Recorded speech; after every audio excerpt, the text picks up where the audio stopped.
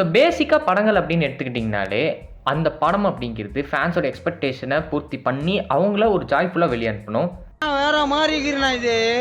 அப்படி இருந்தால் அது நல்ல படம். அப்படி இல்லை அதில் இருக்கக்கூடிய எந்த எலமெண்ட்ஸுமே கிளிக் ஆகலை அப்படின்னா அது ஒரு மொக்க படம். No comments. சிம்பிளி வேர். பட் இதுவும் இல்லாமல் அதுவும் இல்லாமல் இடையில இருக்க கான்செப்ட் பேர் தான் அண்டர் ரேட்டட் அப்படின்னு சொல்லிட்டு வந்த டைமில் என்னதான் அந்த படம் நமக்கு பிடிக்காம இருந்திருந்தாலும் பெருசாக பேசப்படாமல் இருந்திருந்தாலும் இப்போ வந்து நீங்கள் ரிட்டர்ன் போய் அந்த படங்கள்லாம் பார்த்தீங்கன்னு வைங்களேன், இந்த படத்தில் அவ்வளோ ஒன்றும் குறையெல்லாம் இல்லையே, நல்லா தானே இருக்குது, பட் அந்த டைம் ஏன் இந்த படம் பேசப்படாமல் போச்சு அப்படின்னு உங்களுக்கு டெஃபினட்டாக தோணும். அந்த மாதிரி படங்கள் ஒரு சிலது மார்வல் கொல்லியுமே இருக்குது. ஸோ அந்த மாதிரி மார்வலில் இருக்கக்கூடிய ஒரு சில அண்டர் ரேட்டட் மூவிஸை நான் எடுத்துகிட்டு வந்திருக்கேன். இது பர்சனலி எனக்கு தோணுன விஷயங்கள். ஸோ இந்த படம் அந்த வந்த டைமில் கொஞ்சம் பேசப்பட்டிருந்தா இன்னுமே இந்த படத்துக்கு ஒரு ஃபேன் பேஸ் அப்படிங்கிறது பில்ட் ஆகியிருக்கும் அப்படின்னு எனக்கு தோணுன படங்களை இப்போதைக்கு எடுத்துகிட்டு வந்திருக்கேன். அப்போது ஆரம்பிக்கலாங்களா?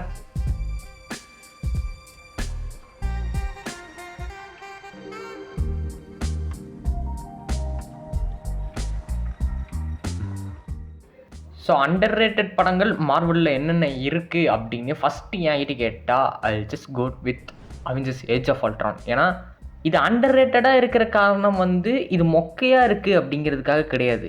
இந்த படத்தில் இருந்த எலமெண்ட்ஸ் எல்லாமே கிளிக் ஆகியிருக்கும். பட் 1-2 தவிர்த்து மேக்ஸிமம் எங்கே மிஸ்டேக் ஆச்சுன்னா, ஒன்று அல்ட்ரானை ஒரு மிகப்பெரிய த்ரெட்டாக இல்லாமல் ஜஸ்ட் ஒரு படத்தில் டர்கியா பண்ணது, அண்ட் இன்னொன்று குயிக் சில்வரை சாகடிச்சு ரொம்பவே ஒரு மிகப்பெரிய தப்பு ஒன்று பண்ணிட்டாங்க. புல்லட்டை விட வேகமான ஒரு புல்லட்னால் செத்து போகிற மாதிரி காமிச்சிருந்தாங்க. அதெல்லாம் ஜஸ்டிஃபைடு டெத்தே கிடையாது.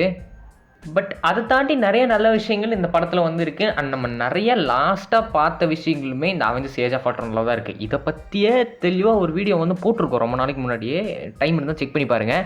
இந்த அவெஞ்சர்ஸ் ஏஜ் ஆஃப் அல்ட்ரான் படம் பொறுத்த வரைக்குமே ஃபேன்ஸ் ஆசைப்பட்ட முக்கால்வாசி எலமெண்ட்ஸ் தான் இந்த படத்துக்குள்ளே வந்து இருந்திருக்கும். So it became under rated now.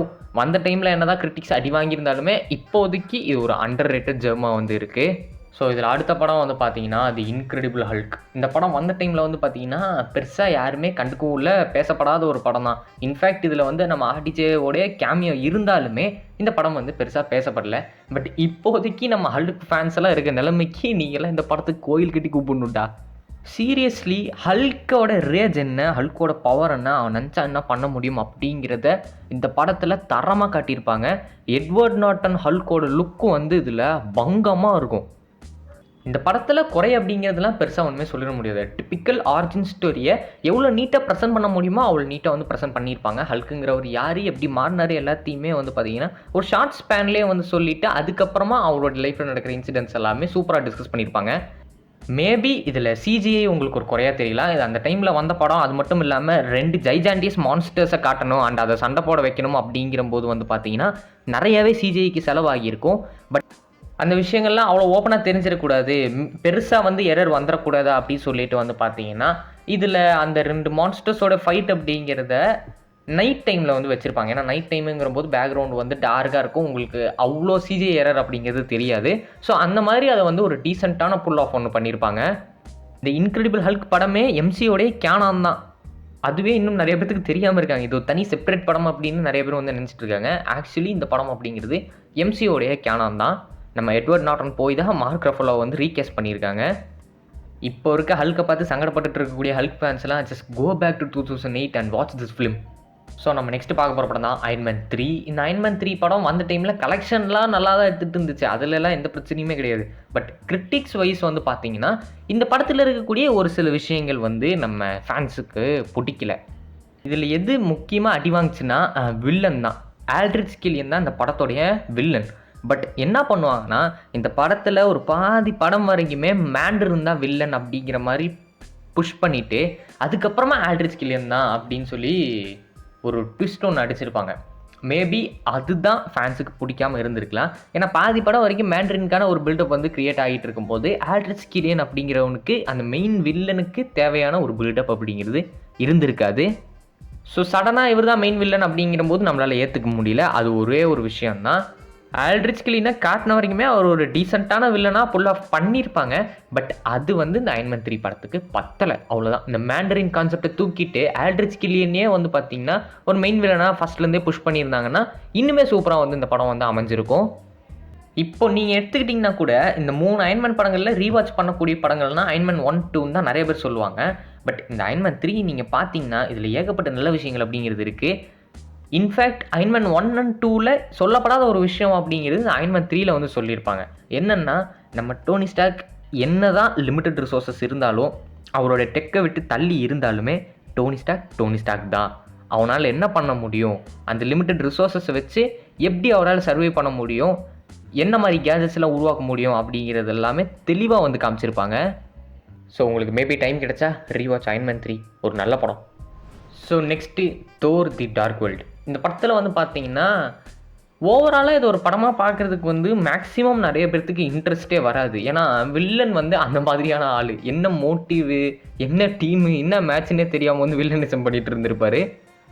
இந்த படத்தோடைய மிகப்பெரிய ப்ளஸ் வந்து பார்த்தீங்கன்னா நம்ம லோக்கிக்கும் மற்ற கேரக்டர்ஸ்க்கு இடையில இருக்கக்கூடிய ரிலேஷன்ஷிப் அண்ட் நம்ம லோக்கி பண்ணக்கூடிய அந்த குசும்பு எல்லாமே நல்லாயிருக்கும். இந்த படத்தில் நம்ம லோக்கிக்கும் தோருக்கும் உள்ள அந்த ரிலேஷன்ஷிப் அப்படிங்கிறத சூப்பராகவே எலிவேட் பண்ணி வந்து காமிச்சிருப்பாங்க. அது மட்டும் இல்லாமல் இதில் நம்ம லோக்கி சாகிற மாதிரியான ஒரு ஆக்டிங் ஒன்று போட்டிருப்பாரு. ஆக்சுவலாக இதே கிளிப்பை தான் வந்து பார்த்தீங்கன்னா டெட்பூல் அண்ட் வூல்வரின் படத்தில் நம்ம டெட்பூலை வச்சு யூஸ் பண்ணியிருப்பாங்க. ஸோ இந்த படம் வந்து பார்த்தீங்கன்னா ஓவராலாக இந்த படத்தில் மேபி இந்த லோக்கியோடைய சேஷ்டைகள்லாம் வந்து பார்த்தீங்கன்னா நம்ம அந்த டைம் அவர் வில்லனாக பார்த்துட்டு இருந்தனால நம்ம கூட பெருசாக ஒட்டாமல் இருந்திருக்கலாம். மேபி அது கூட இந்த படத்துக்கு அது கூட ஒரு மிகப்பெரிய மைனஸாக வந்து இந்த படத்தில் அமைஞ்சிருக்கலாம். ஆனால் இப்போது நீங்கள் போய் திரும்பி பார்த்தீங்கன்னா இதில் லோக்கி பண்ண அந்த வேலைகள் எல்லாத்தையுமே நீங்கள் பயங்கரமாக ரசிப்பீங்க. அது வந்து இந்த படத்துக்கு ஒரு மிகப்பெரிய ப்ளஸ் பாயிண்ட். ஸோ நம்ம இதில் அடுத்து பார்க்க போகிற அந்த படம் வந்து பார்த்தீங்கன்னா captain America the first Avenger. இந்த படம் வந்து பார்த்தீங்கன்னா இந்த கேப்டன் அமெரிக்கா ட்ரையாலஜிலேயே நிறைய பேர்த்துக்கு ஒரு லீஸ்ட் ஃபேவரட்டான படமாக இருக்கிறதுக்கான வாய்ப்புகள் தான் அதிகமாக இருக்குது. ஏன்னா இதுக்கடுத்து வந்து வின்டர் சோல்ஜருமே தரமான படம். அண்ட் அதை தொடர்ந்து வந்து சிவில் வாரில் வந்து பார்த்தீங்கன்னா அதில் ஒரு மினி அவெஞ்சர்ஸோட ஈவெண்ட் வந்து நடந்திருக்கும். அதனாலே அந்த படம் வந்து மேக்ஸிமம் நிறைய பேர்த்துக்கு பிடிச்சிருச்சு. பட் இது ஒரு சூப்பரான ஆரிஜின் ஸ்டோரி. ஒரு சூப்பர் ஹீரோ படத்தை பொறுத்த வரைக்கும் அதில் சூப்பர் ஹீரோ ஸ்டப்ஸ் வந்து நிறையாவே இருக்கணும். ஸோ அதுதான் ஒரு டிப்பிக்கல் சூப்பர் ஹீரோ படமாக வந்து ஃபீல் ஆகும். பட் இந்த படத்தில் இந்த சூப்பர் ஹீரோ ஸ்டப்ஸ் எல்லாம் வந்து பார்த்திங்கன்னா பயங்கர லிமிட்டடாக வந்து இருக்கும். அதனாலே வந்து இந்த சூப்பர் ஹீரோ படம் பார்க்க வந்திருக்கோம் அப்படிங்கிற ஒரு ஃபீல் வந்து உங்களுக்கு கொடுக்காது. மேபி அது ஒரு மைனஸாக இருக்கலாம். பட் ஜென்ரல் ஆடியன்ஸாக இந்த படத்தை நீங்கள் பார்த்தீங்கன்னா அப்பார்ட் ஃப்ரம் ஆரிஜின் ஸ்டோரி உங்களுக்கு ஒரு மோட்டிவேஷ்னல் படம் பார்த்த ஒரு ஃபீல் கண்டிப்பாக கிடைக்கும். ஏன்னா இதில் இந்த ஸ்டீவ் ரோஜர்ஸ் கேரக்டர் கூட நீங்கள் அவ்வளோ ஜெல்லாகி ட்ராவல் பண்ணுவீங்க. ஓவராலாக இது எதுவுமே குறைகள் இல்லாத ஒரு நல்ல படம் தான். பட் இது ஏன் நான் இந்த அண்டர் ரேட்டடாக சொல்கிறேன் அப்படின்னா இந்த படம் இன்னுமே செலிப்ரேட் பண்ணப்பட்டிருக்கலாம் அப்படிங்கிறது என்னுடைய ஒரு ஒப்பீனியன். இப்போ நான் சொன்ன படங்களில் உங்களுக்கு எது ரொம்ப அண்டர் ரேட்டடாக ஃபீல் ஆச்சு, ஆர் இதை தாண்டியுமே உங்களுக்கு இந்த படம் அண்டர் ரேட்டட் ப்ரோ, இது வந்து எனக்கு இந்த ஒரு பர்சனல் வீடியோ பிடிச்சிருந்தா மறக்காமல் லைக் பண்ணிட்டு சப்ஸ்கிரைப் பட்டனை தட்டி அந்த பெல் பட்டனை சதற விடுங்க. சென்று வட்டா வரண்டா சின்னசாமி.